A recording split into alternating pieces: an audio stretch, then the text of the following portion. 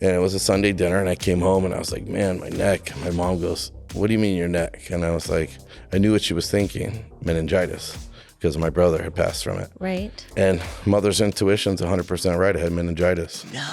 You know, most people don't survive from that form of meningitis that I had.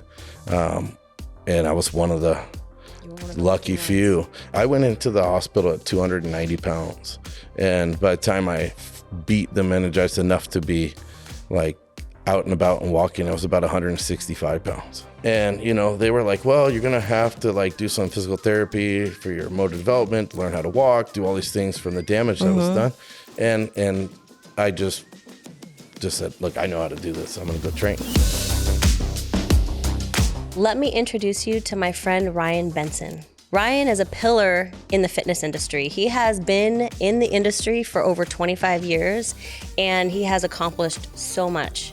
He started bodybuilding when he was just 13, 14 years old, and he found a lot of success early on. I thought it was really awesome to hear that he went to his first Olympia at 19 years old and entered a bicep curl competition, and he became known as the human crane from then on out because he's so strong. But what he discovered more than his strength was how many people back him up when times get tough, because he lives with integrity.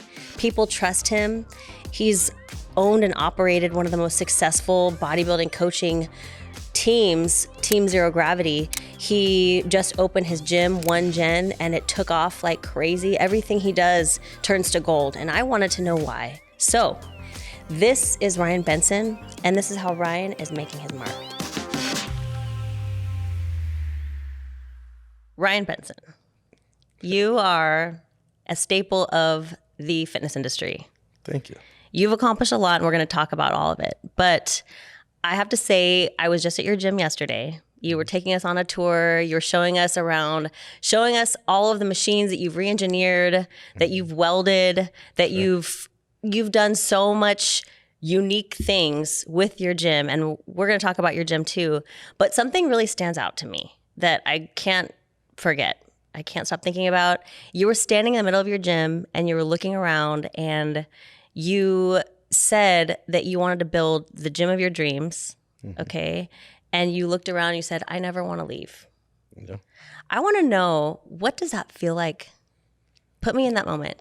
You know, like I said, I've been in the industry now for way too long. Probably like about 25 years since I opened up my first gym. And those gyms were always private gyms, right? My Team Zero Gravity gyms were, I started off, honestly, and my first gym was, I think it was like 1,700 square feet. It was like a little personal training gym. Yeah. You know?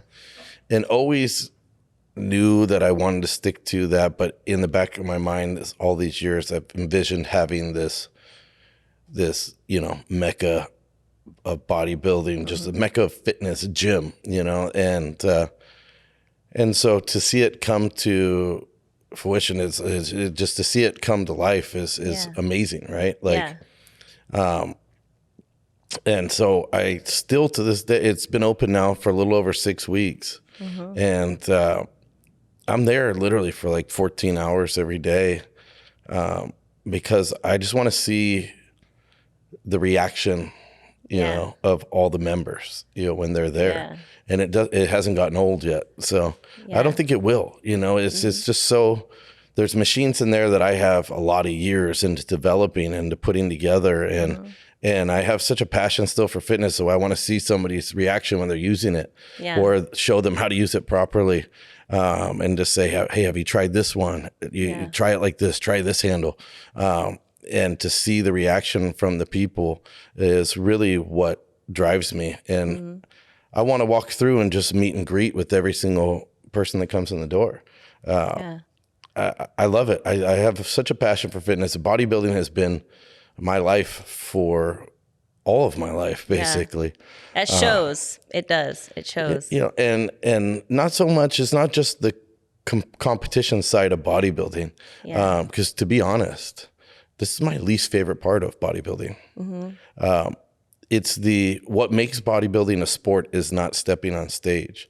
It's what you do in the gym. It's what you do at home. It's what you do with Yeah. your sleep, you know, and I'm a fan of the sport of bodybuilding. Yeah. And so being able to just be a part of it every day and see new faces, it's pretty awesome. I have a question for you because speaking of which, this is a perfect segue because your Team Zero Gravity motto is iron sharpens iron. Absolutely. And I see that theme across the board in your whole journey. Because when you started, you were really young when you started lifting weights, and you had a lot of people that dedicated time to you and helped you out, right? Yeah, absolutely. So take me back to some of your first mentors, because then I want to revisit this iron sharpens iron. Oh man. So I first started bodybuilding really was like at home out of my garage, right? Like every young kid. How old were you? I was probably about 13 years old when I really wanted to like get serious with lifting weights. And even younger than that, it was always enthralled by like Arnold Schwarzenegger. Yeah, I was going to ask you who like sparked that. Well, if you think about like back then versus now, people back then were actually famous for like doing something, right? Now people are just famous for being, you know, whatever. But you can have a long pinky and get famous. Yeah, people were just whatever. like, you know, like for accomplishments, like to watch this and to see something, like see the physiques of Arnold in all the movies, you know, and in Terminator, and you would see Stallone and Rocky and all these movies. And what young boy doesn't like look at that and go, man, that's so cool. I want to be like this, right? They're like action heroes, you know, like live action figures, you know, and every young kid every cartoon is like G.I. Joe. All these guys were jacked, you know, so you associate that at a young age with like being so cool. And I was so just in awe of that kind of physique. Yeah. And I always just wanted to be that way. And it had nothing to do with that's well before I knew there was such thing as bodybuilding competitions. Right. It was just, you want to look that way because you just want to live your life this way. Right. And, so I had a passion for it, and I think the first book report I ever did, like in like junior high, was on like Arnold Schwarzenegger's like book. Really? You know? Yeah, and I was just into it from such a young age, and I knew I wanted to do it. And so training at home was like my dad bought us like our first like. And you had 7 brothers, right? Or there's 7 of you. My mom and dad had 7 boys. They've been married now over 50 years, so still going strong. And I grew up with my brothers being my best friends. Yeah. And we all kind of started working out at home, like in the garage. My dad bought us the weight set. And it wasn't until I outgrew the weight set, that I begged my father to get me to go to the gym. And there was a newspaper article about a gym called Bulldog Gym in Glendora. Okay. That my dad had showed me. And it was like, this is where the pro bodybuilders train. And that's where Sean Ray trained. And that's where, you know, Tim Schneider was the owner, and he was an IFBB pro. And this is when you were still 13? Yeah, I was 13. Okay. And I convinced my dad to take me up there, and I went to the gym. No way. At 13? Yeah, 13 years old. Oh, that's awesome. I went there, worked out for the first time, and I didn't know. I knew I was a strong, like abnormally strong, but I didn't know how abnormally strong I was. We're going to talk about that. And so when I went to that gym at 14 years old, I was already benching 315, right? You know, 325. Yeah. But there's no social media or any way for you to, or YouTube or anything for you to see other people. You don't have a reference point, really. You don't know. You're not realizing. I just knew that we had a 315-pound barbell, like Olympic weight set, and I was able to bench it, you know? Right. So I went to the gym, and when I did it on the first day, it's really all I knew what to do. It was all I had. So I went to the gym. I benched 315. The owner of the gym comes over. I thought I was in trouble. I thought I did something wrong. And he was like, how old are you? And I was like, great. Am I not allowed to be here? And he was like, I told him, I'm 14 years old. Yeah. And he was like, whoa. How old? And he was like, so at that point, they gave me a free gym pass, and I was training at Bulldog Gym with my brothers every day. And then getting to watch all these bodybuilders, guys like Jack Garbarino, who was, you know, a great bodybuilder, and Tim Schneider. And did they notice you and like take you under their wing? Oh, absolutely. So from that young age, they were like, my training partners now became guys that were all like 30s and 40s that had been great bodybuilders from the era before. And really cool. Just some of these guys like Gary Walker, who was like a great bodybuilder from like the Steve Reeves era, you know, and who never had a son. And he always used to like talk to me like I was, like his son. And he would bring me in all his old bodybuilding magazines from the 50s and 60s. And which I still have, actually. It's really cool. I still have all those old magazines. And I want to see those, by the way. Yeah, they're That's really awesome. Cool. All the way back from like 1950, 1951. No. And so from learning under the tutelage of like some of the most amazing bodybuilders from those first eras, and how they did it then. Yeah. And then taking the new science, so through the years of training, like Mark Christensen was one of the owners of that gym eventually as well. And he ended up being, an amazing light heavyweight bodybuilder. So then it would transition down to going to Gold's Gym. By the time I was 15, 16, we were driving weekly down to Gold's Venice. Then obviously in there, making friends with guys like Nasser El-Somebody, who I got to train with, and just some of the best bodybuilders from the 90s, which was the best era of bodybuilding. Before I ask you this question about when you were 19, because there's a lot of stuff that happened when you were 19. But back then when you're, 15, 16, 17, and you're getting these like mentors are really helping you, did it cross your mind, oh my gosh, when I get to that place, I want to pass this on? Did it, like, at that point, did it hit you yet that you were? I didn't know that I wanted to coach at that point. Like at that point, I was just... You're just soaking it all in. The gym is my happy place. I just love being there. You're just like taking all this in. You're just a sponge. Just listening to all these guys, and then just being around, all these great bodybuilders. And just really being a fan, being a fan of it. And then being able to train with guys that I was like following in the magazines, was just so surreal. And then it got to a point where they were like, hey, you should compete. You know? And I was like, oh, okay, well, maybe I'll try this. And I did. I did my first show. I probably did everything wrong. How old? I did the teenage shows. I think I was stepping on stage around 15, 16. No way. For the first time. And I did some of the teenage shows, like the Teenage Iron Man and all these teen divisions when they had them back then. Yeah. Not a lot of the shows have the teen division anymore. And it was such a fun experience to do those shows. And then, I just kept doing it and found that I was fairly good at it. And, started winning some competitions. But my bodybuilding career for myself kind of ended early, just due to the fact that at around that age when I was starting to win a lot of shows, and I had won the Cal and I had won some of these, started winning the overalls in bodybuilding at a young age, is when I started getting some more notoriety for your strength. Not how good I was as a bodybuilder, but how good I was for how young I was. Yeah. And then it kind of took over. People were like, wow, have you seen how strong this kid is? And I got a lot of notoriety more for like how strong I was. Yeah, yeah. And you, I read and I heard that when you were 19, you went to your first Olympia, okay? And you entered a bicep curl contest. Yeah, yeah. And this is where you got your nickname, which was the Human Crane. So tell me about that. Yeah, so, I had been going to the Olympia, and that year I was at the Mandalay Bay, and I remember wanting to go so bad, and we went to the Olympia, and they had a contest that they were holding, like this Battle of the Biceps curl competition. And I didn't know about it. I got there, and I was like, looking at what these guys were doing, I was like, that's it, I'm entering.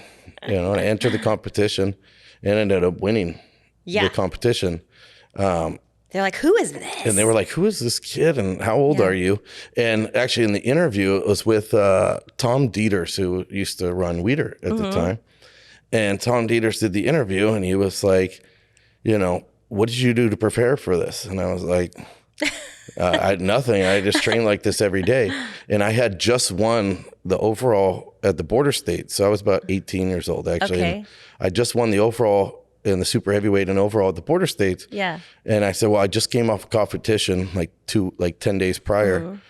And so I had just been training, you know, and that's when it clicked, you know. I was like, I'm strong. And they asked me, what did you do to train? And right then I thought, I said, well, I've been following the Weider principles, the bodybuilding dictionary, you know, I followed that, and that's what got me into the sport.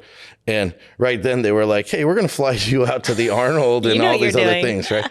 And that's when you knew what you were doing. Yeah, and then Irvin Gilb, who was a big photographer, kind of paid attention and was like, through the grapevine, like, this kid's real strong. Yeah. He did that photo shoot with me afterwards, that they nicknamed me the Human Crane. Yeah. And yeah, I didn't realize that those were like world record lifts. I just lifted that way. And so, but this was prior, you know, to social media. Right. So, you know, you're getting the feedback loops. You're finding that you're succeeding in bodybuilding. You're realizing that you're really strong. You have these mentors, these big name mentors, and you're realizing that you're kind of part of the cool club, right? Yeah, I was definitely the young kid in there with these guys, and it was just fun, and I always felt so blessed to just be able to do what I love to do. And then guys started asking me, you know, like, hey, can you help me get ready for my show? Yeah. Guys like Deshaun Grimes, you know, was a great bodybuilder, winning the USAs. And so me and my brother, you know, kind of mentored him, and then he wins the USAs. And then people are like, hey, can you get me ready for a show? And I took a lot of what I learned from these guys and then what I had done for myself. Yeah. And I'm sure when I first started, like, I thought I knew what I was doing. Don't we all? I probably messed up a lot of people. I apologize to anybody that I worked with in the late 90s, early 2000s. But then over years of just honing your skill, just from practical application of doing it so many times, right? And I think at this point, 25 years later, there's no possible scenario that an athlete could come to me with that I probably haven't seen a dozen times by now. Yeah. You know? You know what's interesting about that is that, you know, me personally, I have my degree, my graduate degree in exercise physiology. Right. But honestly, like, when I started, you know, when I got into the fitness industry, I learned the most from people who didn't have degrees. I learned from Hani, from Matt, from Ray Artie, like the people that I met right out of the gate who didn't have, those are the people, because you can't put, and this is my opinion, as somebody who has the formal education, also has learned the most from people who don't have formal education, is that you can't put an equation to a person's success. Everyone is so different. Everybody has a totally different body response. And like you said, it's experience. You start off, everyone's kind of a little bit of a guinea pig. You're learning things as you go. I mean, what is your experience with that? Because you work with people that, you know, have both the education and then like the raw. You know, I think you never stop learning is the thing. Yeah, you know, totally. It's like, and you learn from each person you work with, from prep to prep, you know, what needs to be adjusted, you know, and learning from those people. I think, you know, in this industry, the best thing that you can do, as soon as you think you know everything, then you're ignorant, because because trust me, you don't. And Hani is an amazing coach, and I'm sure Hani is still learning himself, right? Because, and I'm sure if you asked him, he'd agree, because that's why he's so good at what he does. Undeniably, he's an amazing coach. Kimoto is a legend, right? He's been in the sport forever. And Kim's one of my closest friends. I've been friends with Kim for 20 years. And a good coach will reach out to other good coaches. Right. And for advice. That we're going to talk about, but I want to talk a little bit about some of your challenges, because I know you said nothing is off the table. Sure. Let's go. When you were 19, you did have a daughter, right? Yeah, absolutely.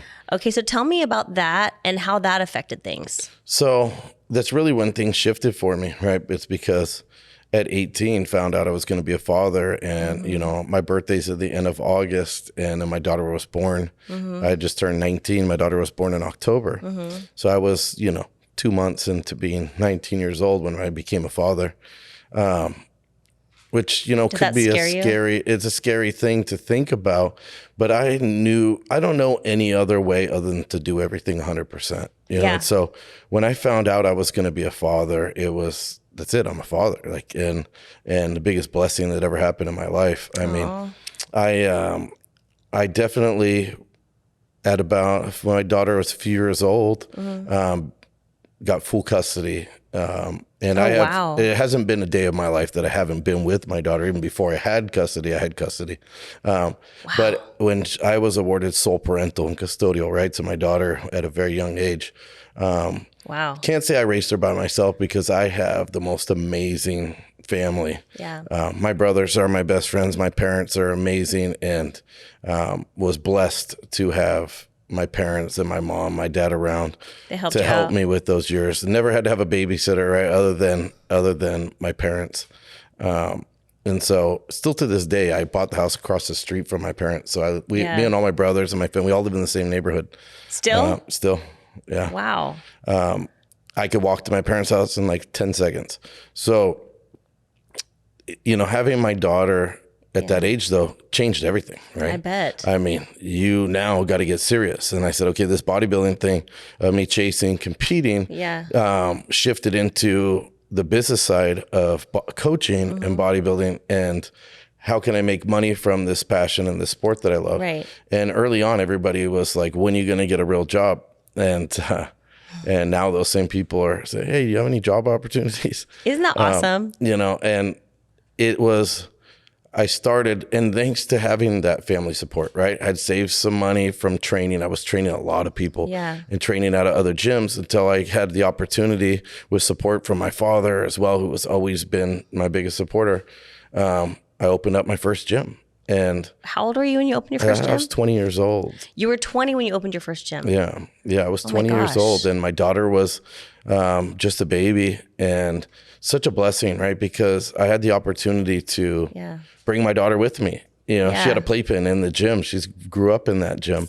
And so how did you learn everything it took to go into? Man, I knew nothing. I know. Like, how did you, at 20 years old, we bought that first equipment? I'm perplexed. It was to the point that I had so many personal training clients that I worked other jobs. And, I had. Is it really fast? Is this your 1,800 square foot facility this was, first? This was like 1,725 square feet, I think, exactly.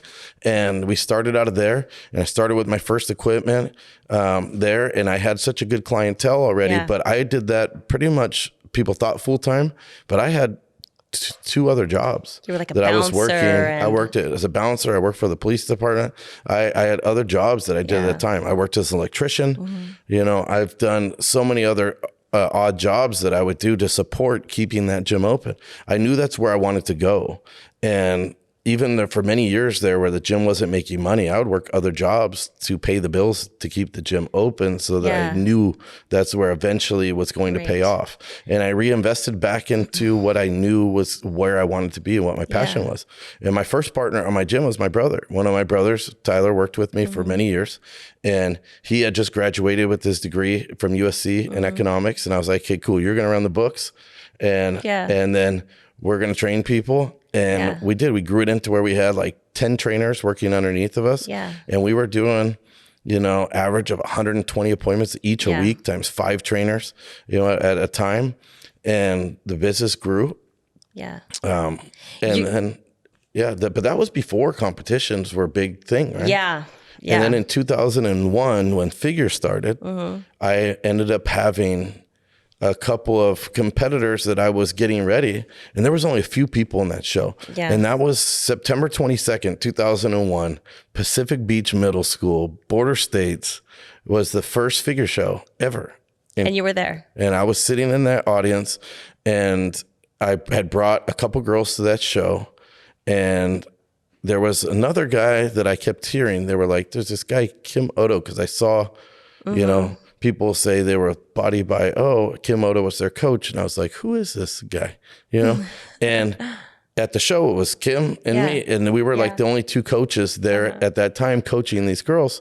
And my gym was called Zero Gravity Fitness. So I had the idea I had more, probably for the first time ever, had more than one person in the same show because there was only like 6 shows a year. Right. I remember it was like, I mean, I wasn't in that era exactly, but even when I started in 2008, it was so much less.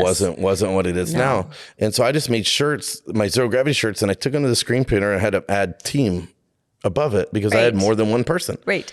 And then people were like, team, bodybuilding team? And so there were no teams. It was like Body Bio had his athletes, I had mine, and it kind of created this team thing. Right. And then for the first couple of years, it was really just like the two of us here in SoCal. And then people started like getting the concept of the team thing. And it was like, okay, now team this and team edge and team here. And, but we were really like the forefront of this whole team thing. It kind of happened organically. I didn't ever intend to having a team. Yeah. It just ended up having a lot of people that I was coaching and thought, well, let's start this kind of team atmosphere. Yeah. I'm going to push you to be very self-aware, and you're extremely socially intelligent. You are super aware of everything going on. This does not happen by accident. Getting to this point where you have so many people that you have, I mean, you've had over 100 Olympians. You've had, how countless pros. I mean, it's ridiculous. Your stats are unreal, right? Thank you. But people are drawn to you, okay? Early on when you had your 1,700 square foot facility, and as you continue to grow, tell me, what do you, as somebody who's super self-aware, like what do you think people are drawn to the most when they're really like drawn to you? Like what separates you? I think that the best skill that you can have in life is finding a way to connect with someone as an individual. And I think a lot of that comes from actually being passionate and caring about what you do.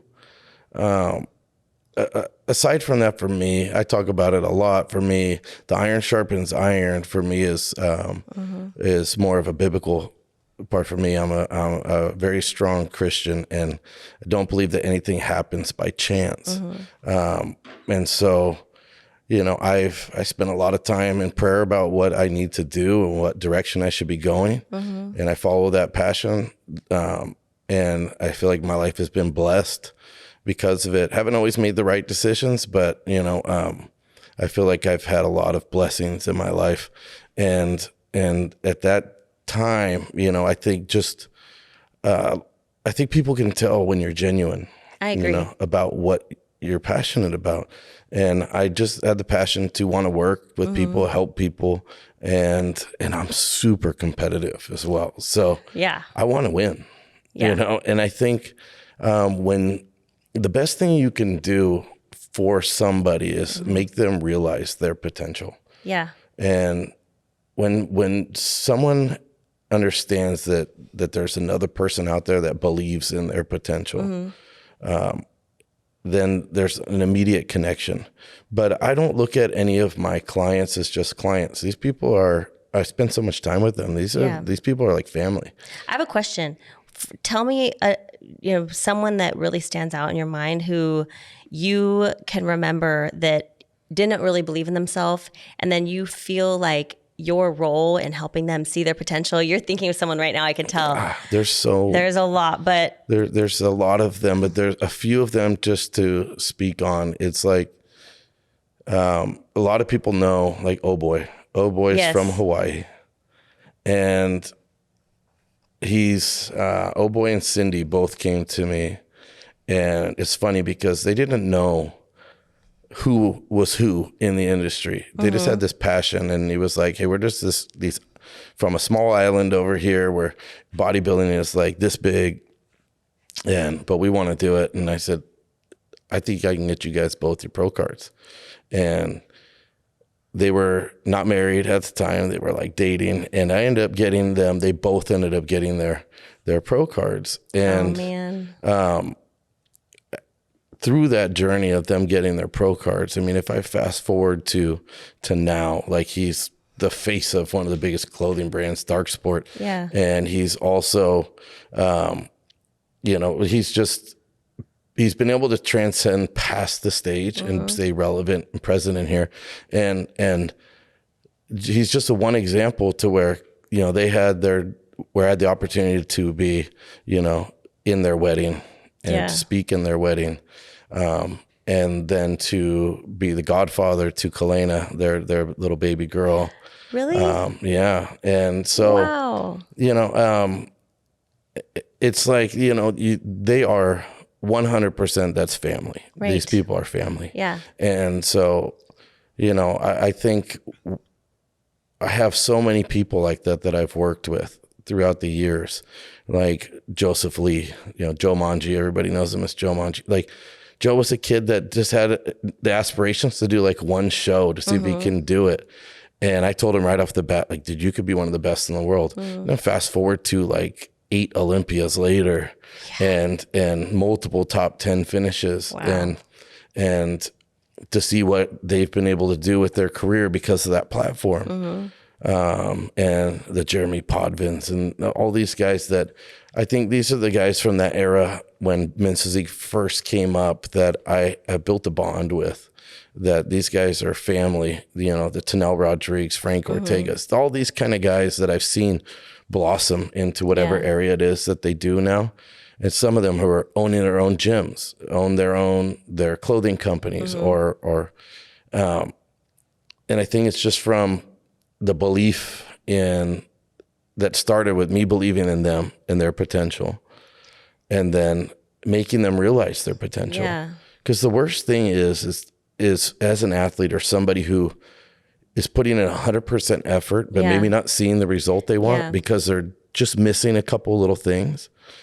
And the biggest, letdown would be to see somebody stop short of their potential, not because of lack of effort, but because of lack of maybe some knowledge or little tweaks. And so to be able to share that with somebody and then to see them blossom into where they could be. Yeah. And I got same thing. It's like Jason Nguyen that you met yesterday at the gym. He's going on his 5th Olympia and he just wanted to get in shape, and so I think that's the most, the one thing that I've taken from this industry more than anything is the relationships. I mean, what I think?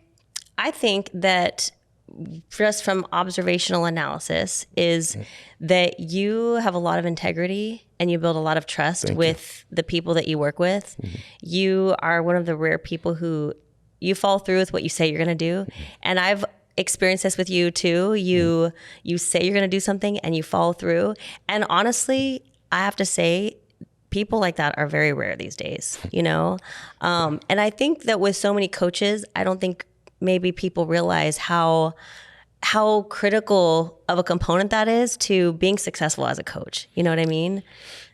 I think if you want to be successful, it's about educating your people so they understand what they're doing and then getting them to believe in that and wanting to see them transcend even past what you're doing.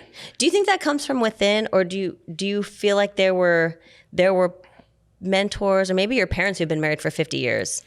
Where did that come from? Is it is it innate, or is that something that I think, just like any other, I think connecting with people is another skill that gets developed also. I agree. Yeah. Just from the opportunity of working with so many different people. I also believe that it's not being narrow-minded and narrow-sighted. I think where people fall short is it's inquiring about the individual, right? And then understanding that your way is not always the right way. I have some athletes now I was just talking to on the way in. Ben Quill Marquis Ben's a great competitor. And somebody that I respect highly as their opinion as a coach. He's going to be an amazing coach. Yeah. Because he already is an amazing coach, but he has such an eye for this. So when I work with Ben versus working with somebody else, some people just want to be told, like this, what to eat, how many ounces, what to do. And then you work with sometimes like an athlete like Ben, where it's more of a collaboration. Yeah. Because I know that he has such a good intuition on his body and how he's feeling, and I trust his judgment. So when we tackle a prep, it's like me saying, how are you feeling? Yeah. What do you think about this? And when he tells me, I feel like I need to do more of this or less than this, I really take into high regard what he's saying. Yeah. Because, because I know he has a lot of knowledge and he knows he's very in tune with it. And so it's listening to that. And through coaching somebody like Ben, I've taken things that we've done now with him and then applied them towards other athletes that I've worked with and found that I've gotten better results. Yeah. With some things that I said, maybe we should do it like this and tweak this, and you're learning, so I think it's just being adaptable. But you know what I was thinking too, is that you growing up with all your brothers. Yeah. Because it was all boys, right? All boys. Your poor mom. Yeah. But you had all boys and you guys supported each other. What was that like a brotherhood that you feel molded your personality? I feel like when anybody meets my family too, they all think it's almost like it's so abnormal nowadays, right? To have parents to be married for over 50 years. And we've lost two brothers, right? So there's 5 of us living. I've had 2 brothers pass away. And through the years of like typically the statistics of like a marriage making it after losing 1 child, let alone 2, right? It's very high probability of that ending in like some kind of divorce or separation. And to see my parents to be able to go through that, right? And no matter what, down the road, I mean, they're still like, if you don't mind me asking, what happened with your brothers? One of my brothers, so early on, I have no recollection of my brother that passed young. I was very young. Okay. So Brent was born with what's called osteogenesis imperfecta, which is like a bone crippling disease, and he died as an infant. But my brother Cody was one right below me, who I was very close with, and he ended up passing away from like a healthy doctor visit from he contracted spinal meningitis from the doctor's office. There were several kids who were seen in that office that day had caught meningitis from them not sterilizing a room after diagnosing another child with meningitis. And so he was helivaced off to Children's Hospital where he passed. How old were you? How old was I when Cody died?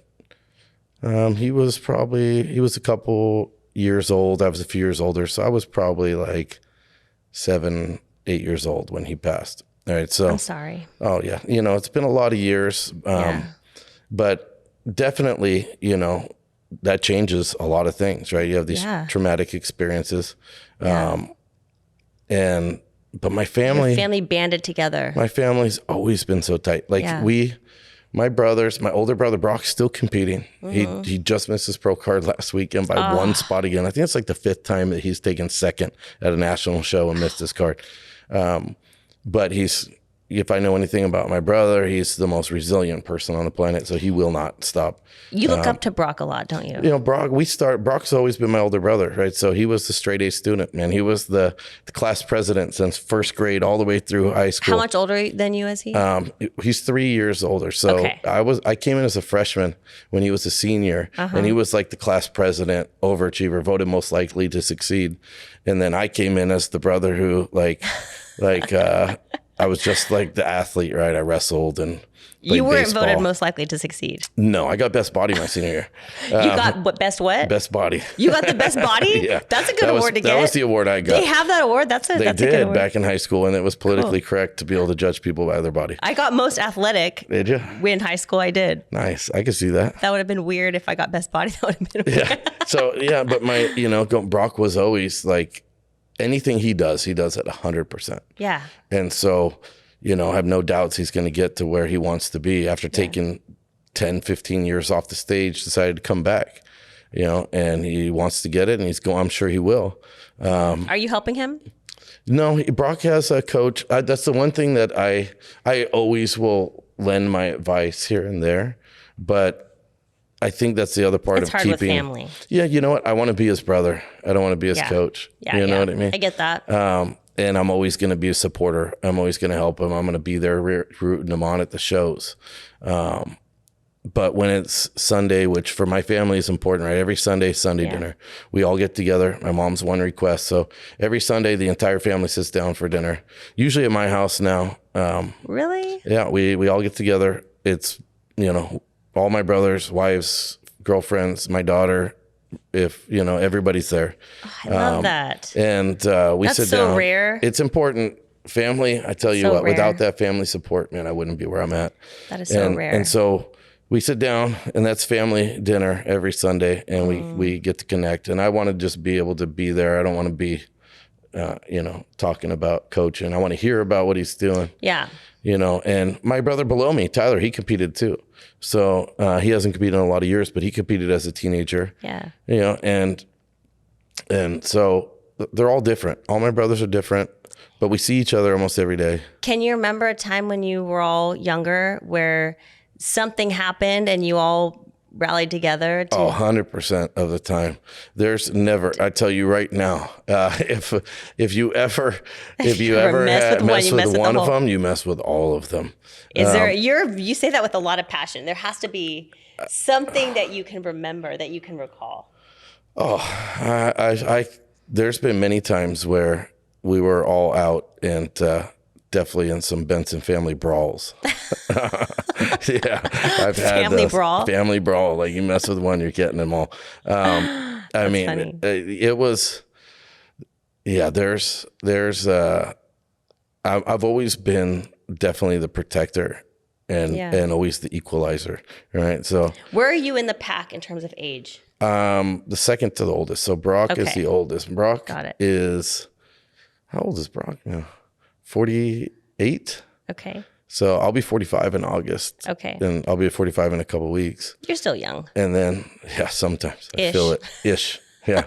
I'm 45. My youngest brother, Flint's 38. Okay. Yeah. So we're all about 2 years apart, a year and a half apart all the way through.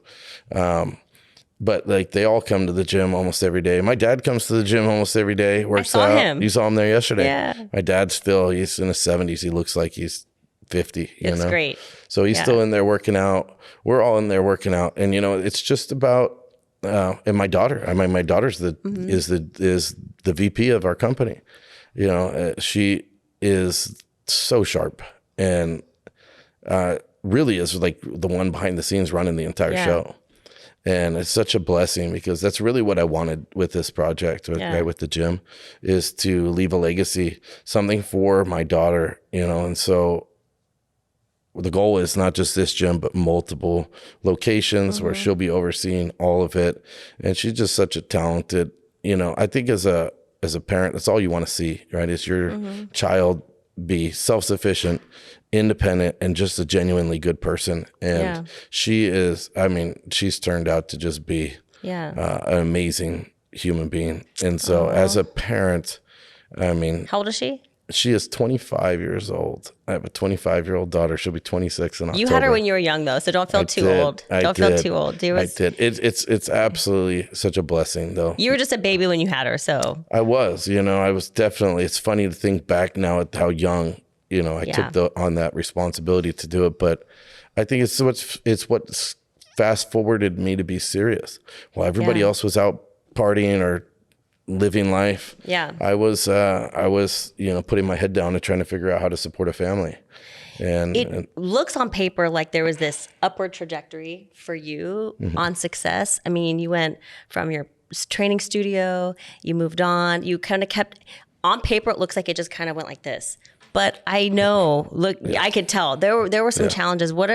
Give me like an idea of some of the biggest challenges that you can think of. One of the biggest transitions when I stepped away from bodybuilding, it was at a young age, right? My brother. Now, how old were you when you did your last bodybuilding show? Probably 25 years old. 20. I came back at 24, 25, did a show. Okay. Because the real reason is like at that time, I was working in law enforcement and had just come off of working a shift where I was working in the jail and had someone spit on my face. And I went home that next day, had the day off. My daughter was just a couple years old.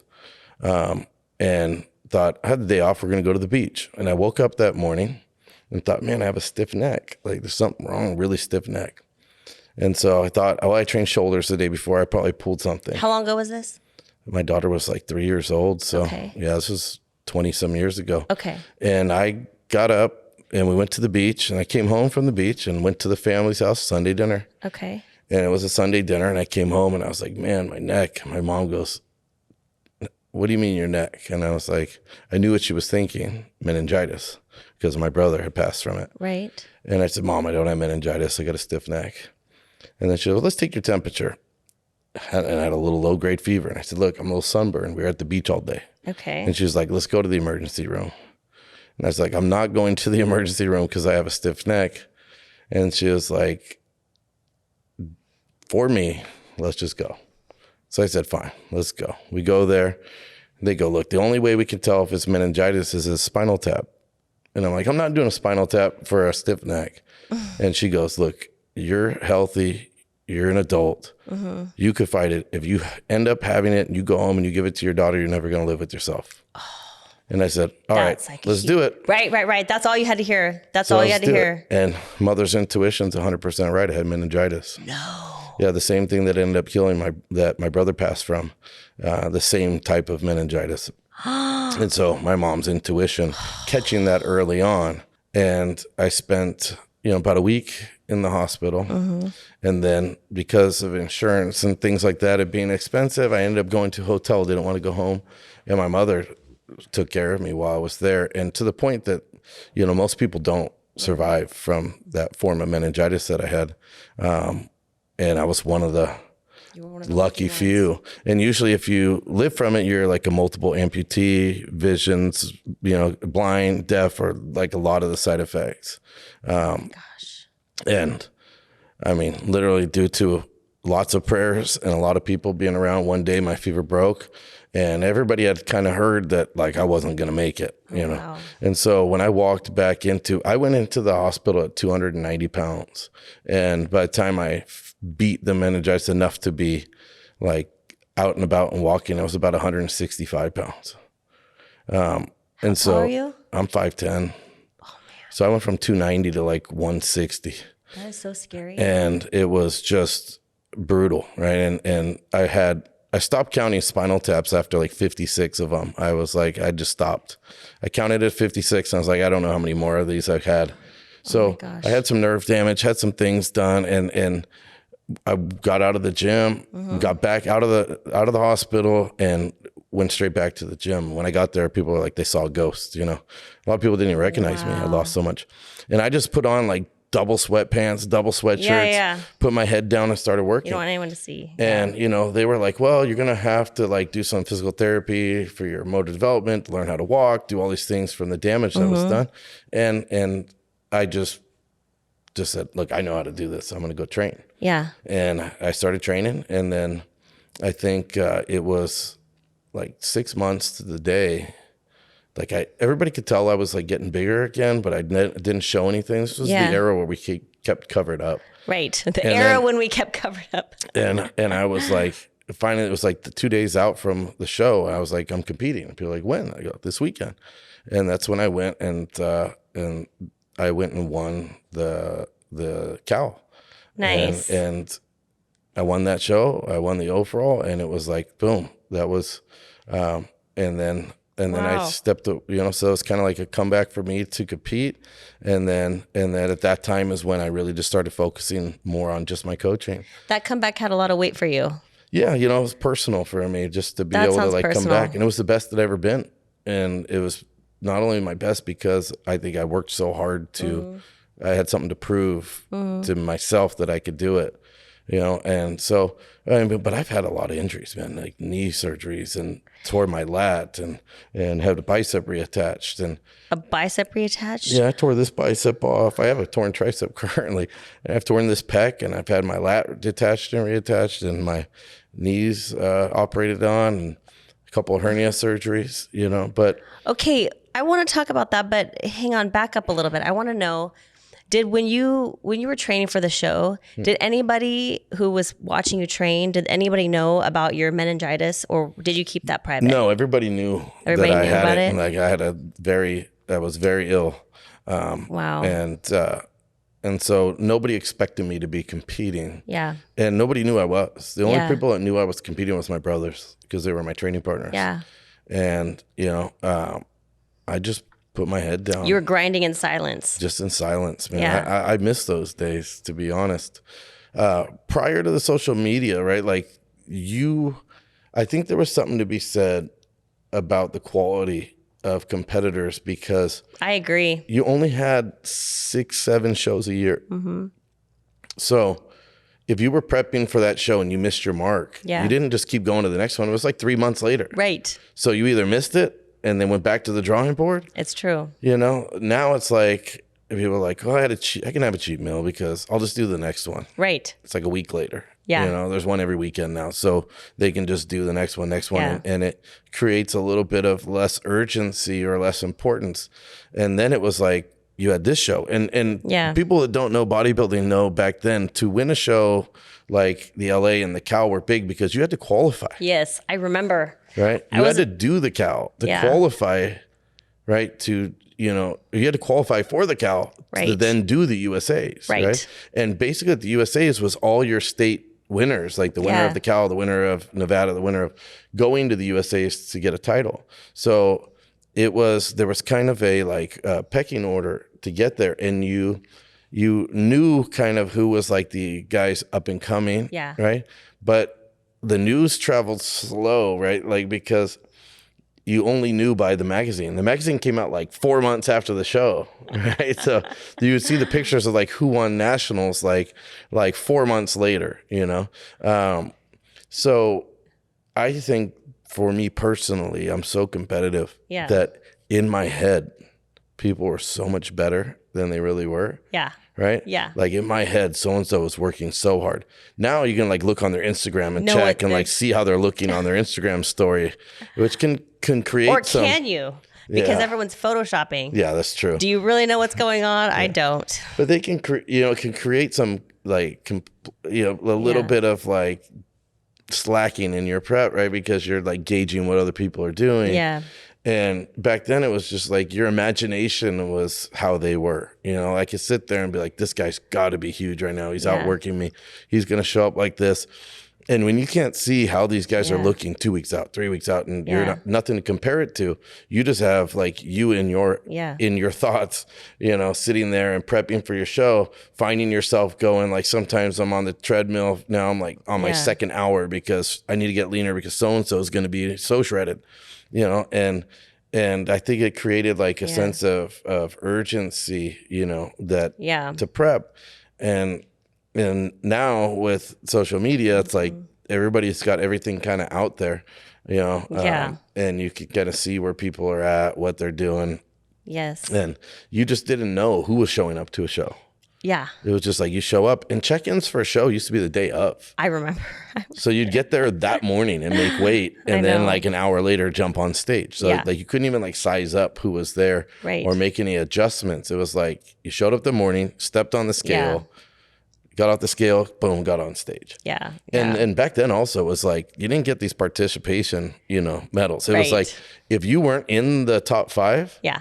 you would walk it off the stage. Yeah. And then they would just call out 5 numbers Yeah. that made it to the finals. And if you weren't one of them, you just take your number and drop it in a bucket and go home. It was over. That's crazy. Right? It was That's like crazy. you were done. If you didn't make it to the top 5, you went home. You didn't do your routine.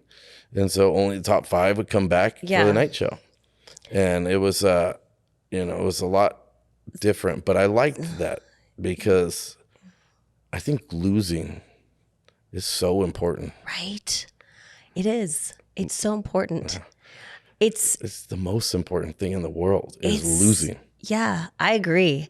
I mean, me personally, it's so funny because I'm, people see, like, how many times you've been to the Olympia or like winning a show, but it's like they don't realize how many times you had to lose or have your gut punched. And it's like those are the moments where you get humbled. I also think, I want to know your thoughts on this, but when people say, I'm so humbled to get first place, I don't know. I always wonder how that makes sense because first place doesn't humble you. It's like losing humbles you. You know what I mean? You as a coach of so many athletes, they see your over 100 Olympians, you know, your multiple wins, but you deal with a lot of athletes. You've dealt with athletes that have had a lot of disappointment. So yeah. put me through that process and the variance of like the people that you've dealt with and how they handle that. I lose all the time. Yeah. You know, I think. Which you don't like, I know. I hate losing, but you know, it's such an important part of life, losing, right? Like you're never going to know what you're good at until you realize what you're not good at. Right. Like, yeah. I mean, and when they do this, like, as long as you work hard, you could do whatever you want. That's not true. It's not true. It's not true. It just means don't put your effort into an area. Yeah. You know, find something because everybody's got a gift. I'm 5 feet tall. I'm never going to be a basketball player. No. Okay. Yeah. So it's not in the cards for me. And if you spent your entire life pursuing that, then you would never have realized your potential that you had in something else. Yeah, it's true. Right. And so losing is so important in order to direct your path. Right. But I think there's the best athletes are the ones that it didn't come very easy for. Right. I can't even tell you how many of the guys that I had that are my Olympians that never won like an overall as an amateur. Wow. Like they didn't start winning shows until they were a pro. In this sport, I think people are blessed and cursed with incredible genetics because they can get away with so much, but you get to a point where the hardest worker in the room is going to outwork you, right? Yeah, there's a point to sometimes where it can cause people to be a little complacent. But I think that, you know, taking those losses for somebody who is a true champion is the best thing that could happen. You know, that's why I talk about guys like people don't count out the guys like Aaron Banks. That guy is an athlete. Yeah. You know, and he lost his title, and I promise you, that guy's hungry. He's going to come back with something spectacular. Yeah. You know, and you can't count those guys out. Yeah. Because that's the most dangerous guy on the right. That's the most dangerous. You gave me chills. I agree with you. Okay, so I want to know something.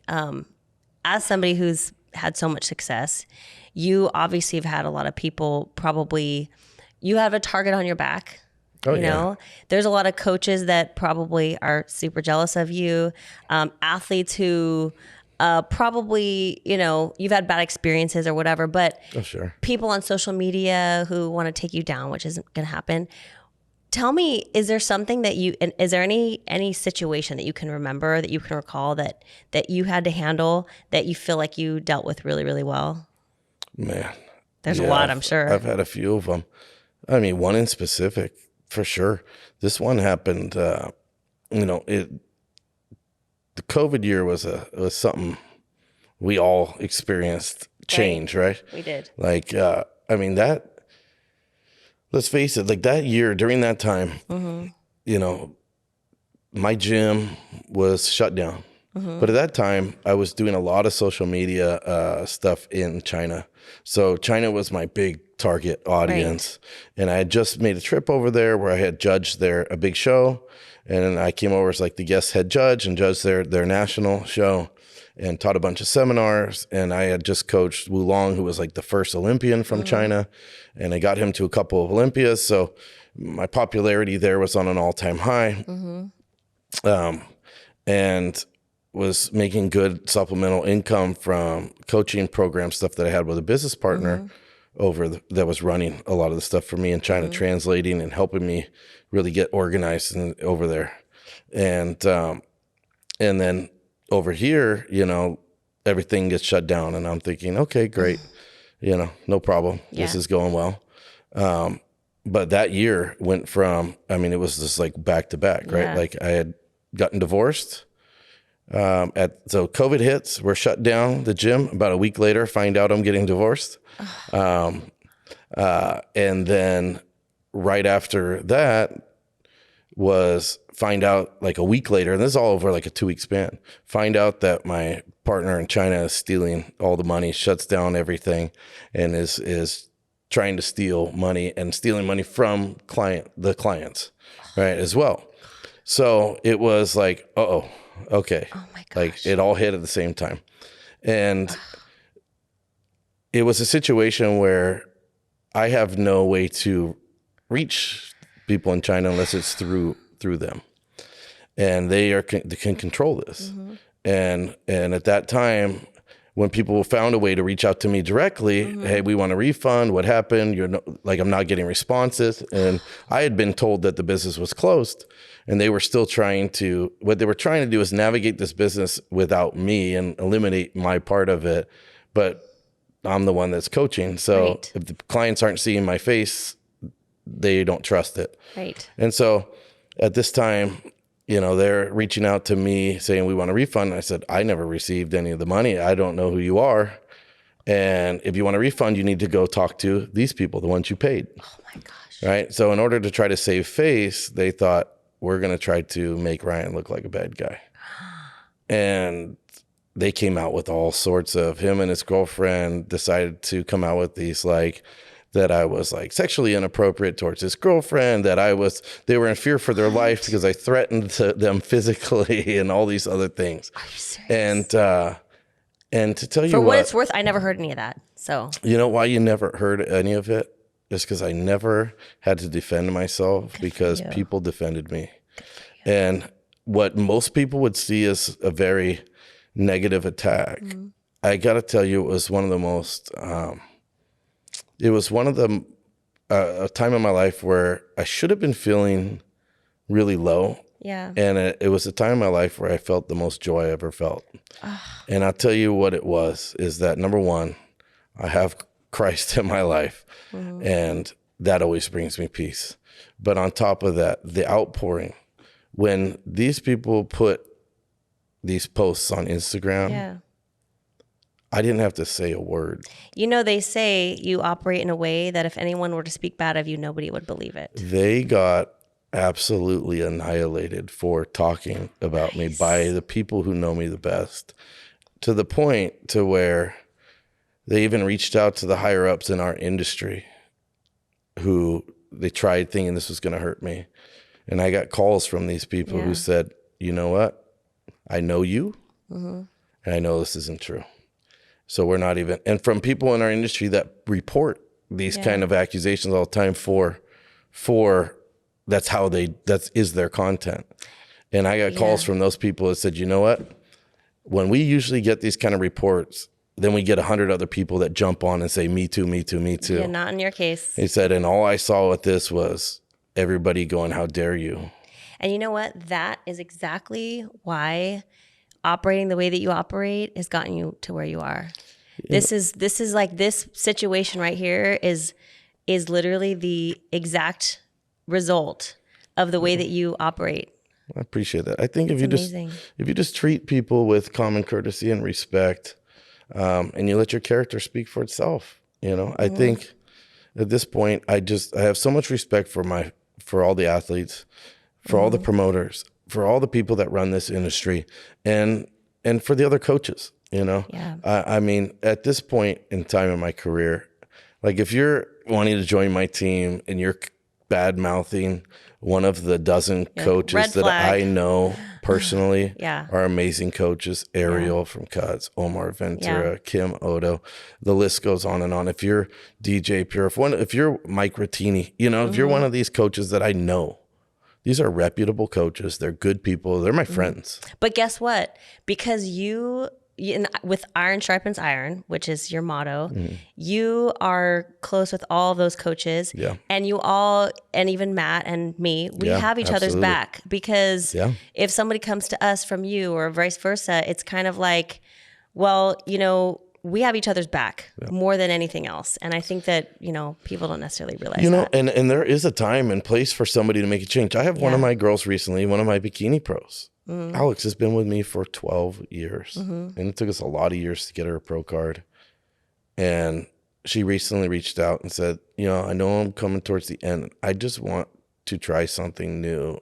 What do you think if I work with Kim? And I said, absolutely great choice. Yeah, Right? she gave you, but she gave you the courtesy to tell you. And That's and it's awesome. a good choice. And you know what? If maybe there is something that he Yeah. could see that I wasn't seeing, you know, and You I didn't find out never, on a social media post where she no, blasted you. no, Yeah. I never have a problem with that, with somebody who Yeah. wants to work with another experience. But if you're coming to me and saying, Yeah. I'm not working with you because this guy Yeah. didn't pay any attention to me, you know what's going to happen? I'm probably not going to pay attention to you either if you Right. think he wasn't, because you're probably a problem. Yeah. You know, like you're probably the problem.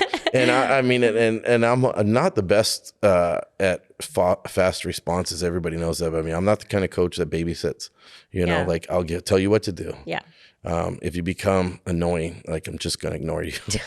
So, you know, at some point. At some point. But, you know, I think if you operate in this world Yeah. by surrounding yourself with people who are better than you in Yeah. other areas, and then learn, and then knowing what your gifts are and knowing Yeah. what they're not. Yep. And that's what it comes back to, like knowing what you're not good at. Losing is good. Don't ask me to do your taxes because I am not good with math and I'm not good with that. But you know what? I hired somebody who is. There you go. And so my collaboration, same thing. Yeah. We collaborated this new gym, OG Gym. It's a collaboration with me and Larry Wheels. Yeah. And that came because me and Larry, I became his coach. Yes. And through coaching him, I expressed that I was in the process of trying to open a gym. Right. And Larry said, do you want to partner? That's awesome. And I said, I've got to know this guy and his character and who he is. And nothing to do, that decision didn't have to do with Larry's following. It had to do with who Larry Wheels is. Who he was.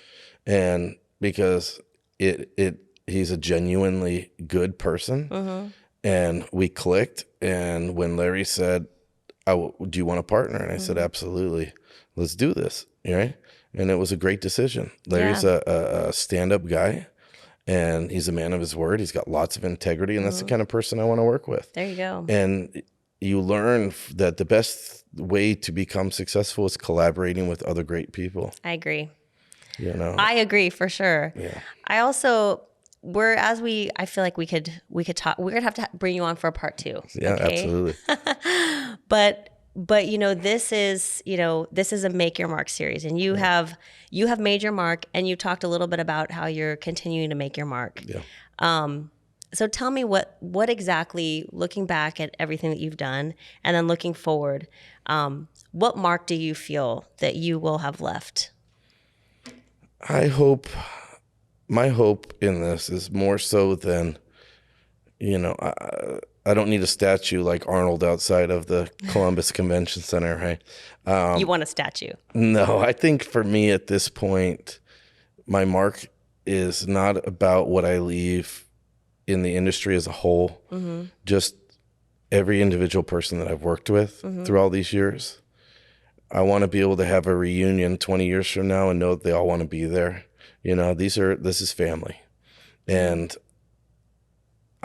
being, like I said, like, oh boy, being, you know, godfather to their baby girl, and to be able to just see these journeys, and to be able at some point to say, I've seen each one of these guys blossom, or these girls blossom into being their potential of who they could be. I think that's the legacy. I just, at the end of it, I want to know that I had an impact on each person individually, more so than the notoriety or the recognition as being, you know, the most winning coach or the most this. I think it's just more about, at this point in my life, that I had an impact on them personally, and that through the journey that they saw, you know, that they saw that I truthfully cared. And I hope that people can see that I have God in my life, and that's the reason I am the way that I am. Yeah. Okay, now I'm gonna cry. Yeah. No.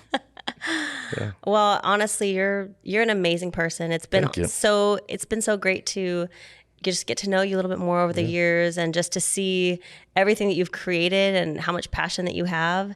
It's so rare, and it's so amazing to see. And everyone appreciates you. Well, I appreciate you having me here. You're great at doing this. You're easy to talk to, and I've known you for a lot of years, and always have been such an amazing person. And I love talking to you, catching up at shows. So this is fun. I hope we get to do this more often. We will. Now that I know that you live close. Yeah, absolutely. Well, thank you so much, Ryan. It's been awesome. Thank you.